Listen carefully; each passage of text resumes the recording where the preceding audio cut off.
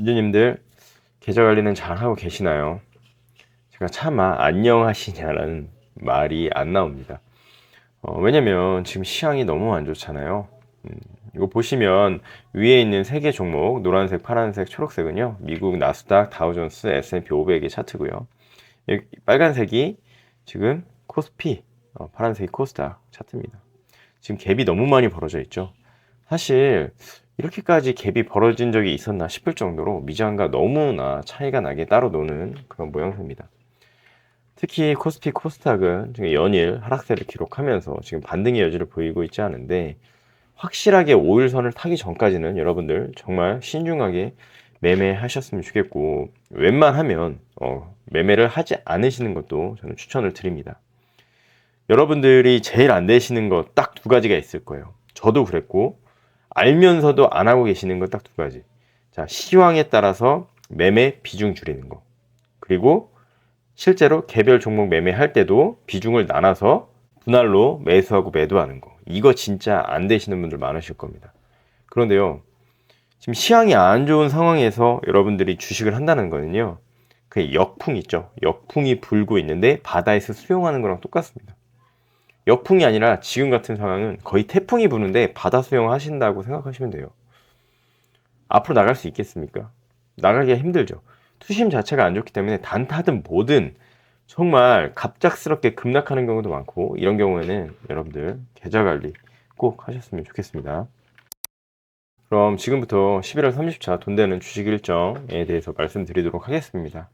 오늘부터는 좀 대장주 또는 주목해야 될 종목들을 빨간색으로 표시를 해드렸습니다. 여러분들이 종목이 많다 보면 사실 어떤 종목을 봐야 되는지 고민이 되실 텐데요. 물론 저 같은 경우는 관심 종목에다가 넣어놓고 전부 다 체크를 하면서 그날 튀어오르는 종목들을 매매를 합니다. 실시간으로 우리가 관심 종목들을 보면서 상승률이 높은 종목이 대장주이기 때문에 그런 종목 위주로 보시면 되는데, 제가 빨간색으로 표시한 종목들은 최근에 대장주를 했던 종목들 또는 가장 그 일정과 관련성이 높은 종목이라고 생각하시고 그 종목들을 중심으로 설명드리도록 하겠습니다. 11월 18일 월요일에는 스페이스X 스타쉽 6차 발사가 있습니다. 스페이스X 관련주들이 굉장히 좋은 모습들을 많이 보이고 있는데, 근데 HVM이 사실 스페이스X랑 가장 관련성이 높은 주식이에요. 그래서 차트적으로도 11선 위에서 지금 버텨주고 있는 모습인데, 11선이 내일쯤 되면 이렇게 올라올 겁니다. 수급 같은 경우도 외국인, 기관 수급 모두 다 괜찮은 상황이죠. 이제 신규 상장주 같은 경우는 이제 정고점을 뚫어주면 진짜 어디까지 갈지 모르는 거거든요.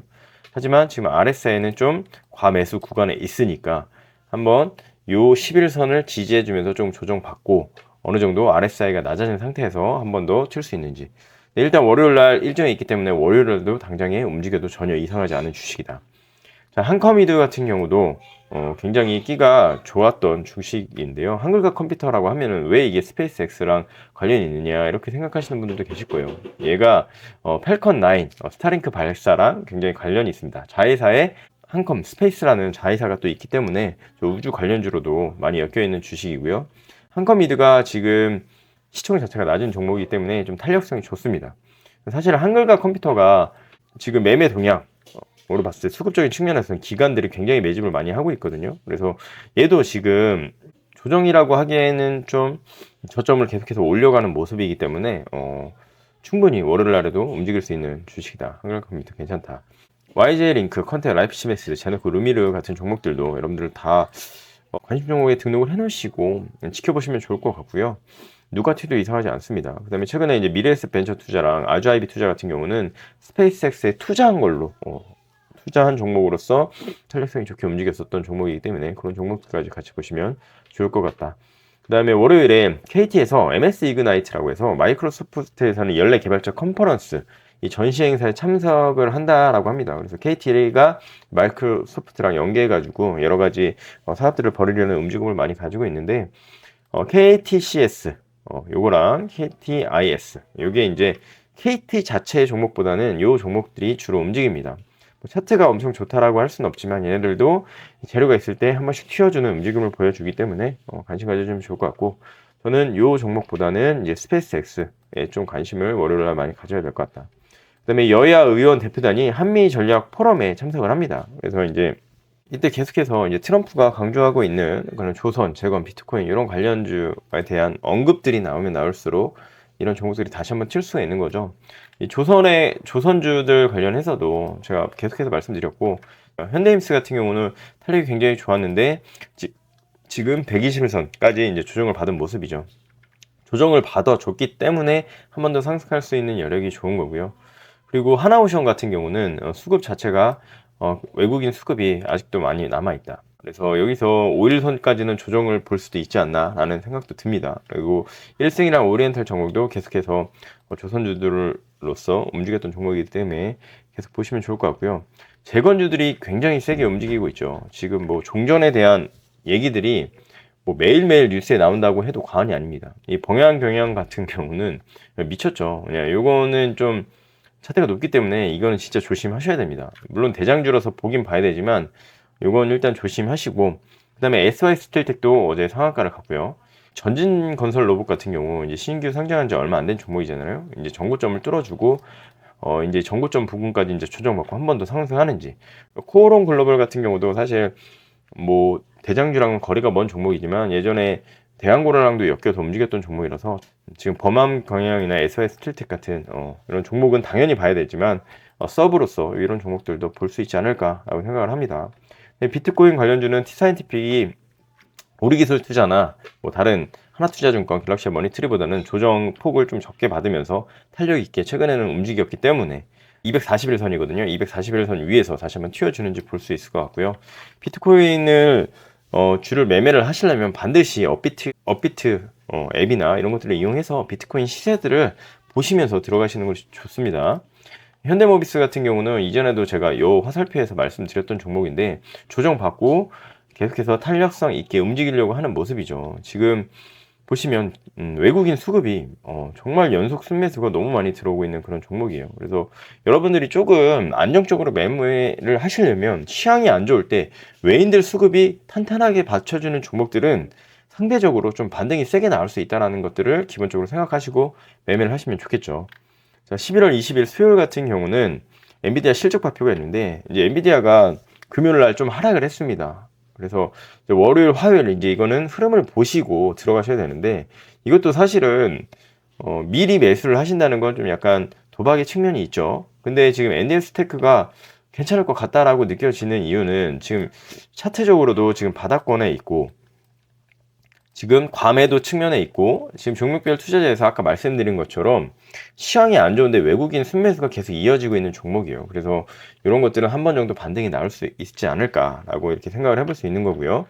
그다음에 11월 20일 날 조국 혁신당에서 윤 대통령 탄핵안을 초안을 공개를 한다고 합니다. 뭐 이때 아무래도 이제 화천기계 같이 조국 관련 주들이 움직일 수 있는 가능성이 좀 있겠죠.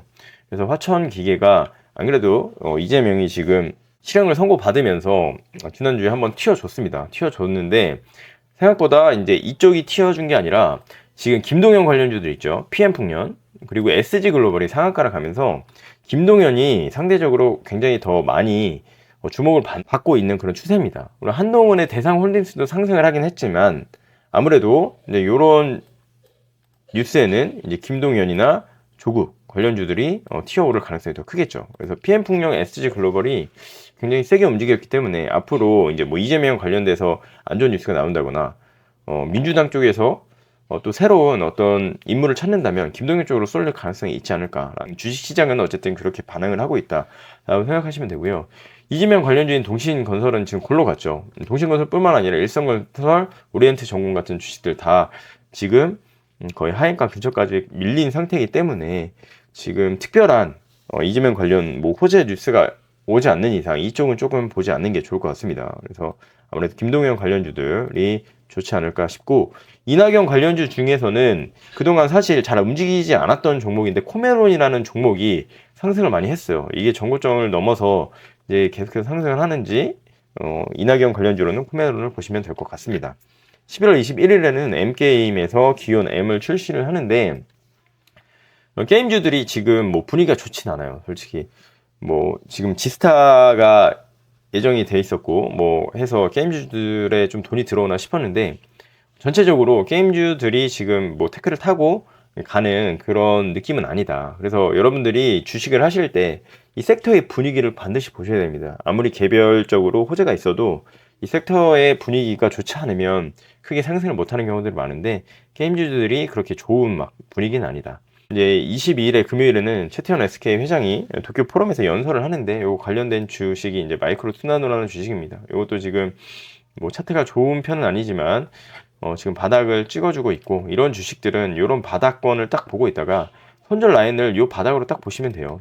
5,600원 정도를 이탈하면 무조건 칼 손절을 하셔야 되고, 그렇지 않으면 오히려 이런 것들은 여기서 반등을 할 수 있는 주식이기 때문에 그런 데서 모았다가 반등해 주는 걸 먹고 나오든지, 아니면 여기를 깨고 내려가면 무조건 칼 손절을 한다는 생각으로 이런 일정이 있으니까 한번 매수를 하셨다가 대응을 하시면 될 것 같습니다. 그리고 여기 보시면 RSI 같은 경우도 지금 이제 과매도 구간으로 들어가기 때문에 이런 것들을 보시면 좋을 것 같아요. 그래서 지금 몇 가지 종목들 일정에 대해서 말씀을 드렸는데, 다음 주는 지수를 돌려준다라는 확실한 느낌이 들 때까지 좀 자제를 하셨으면 좋겠고, 계속해서 여러분들의 예수금이 남아 계셔야 주식시장에서 살아남을 수 있고, 반등이 나온다 하더라도 추가적인 비중이 있으셔야만 다시 기회가 생기셔서 매수를 해서 또 돈을 벌 수 있는 기회들이 오실 수가 있습니다. 그래서 꼭 예수금 관리, 비중 조절 잘 하시는 또 한 주가 되셨으면 좋겠습니다. 요즘 많이 영상을 못 올려드리지만 그래도 정말 댓글 달아주시고 계속해서 영상 봐주시는 분들을 위해서 유지를 하고 있다라고 생각해 주시고, 제가 나중에 또 좀 여유가 생기는 때가 올 거예요. 그러면 또 자주 업로드 해 드리도록 하겠습니다. 여러분 한 주간도 매매 잘 하셨으면 좋겠습니다. 감사합니다.